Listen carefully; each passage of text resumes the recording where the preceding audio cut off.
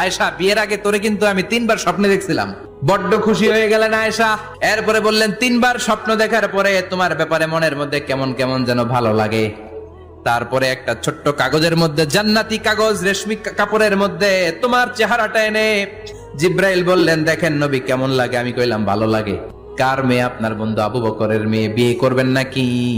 বিশ্বনবী বললেন, ও জিব্রাইল, তুমি যদি ঘটক হও, আল্লাহ যদি হয় কাজী, আমি মুহাম্মদ বিয়েতে রাজি।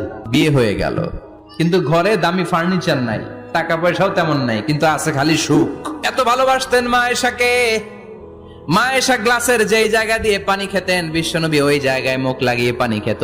মা আয়েশা গোশতকে হাড্ডি ফেলে দিলে বিশ্বনবী ওই হাড্ডিটা নিয়ে চষতে শুরু করে দিত।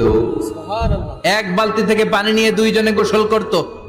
আবার বিশ্বনবীর সাথে সাথে মাঝে মাঝে বায়না ধরতো, মাঝে মাঝে রাগও করত। বিশ্বনবী বলেন, আয়েশা, কখন তুমি রাগ করো, কখন তুমি আমারে ভালোবাসো আমি বুঝি। মা আয়েশা বললেন, কেমনে বুঝেন? বিশ্বনবী বললেন, যখন তুমি রাগ করো তখন নামাজের পরে দোয়ার মধ্যে বলো, ও ইব্রাহিম আলাইহিস সালামের আল্লাহ, আপনি আমার উপর দয়া করেন।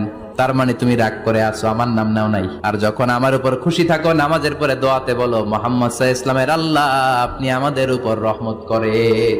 তার মানে খুশির সময় তুমি আমার নাম নাও, রেগে গেলে অন্য নবী দিয়ে দোয়া সাইরা দাও, রেগে গেলে আমার নামটা নাও না।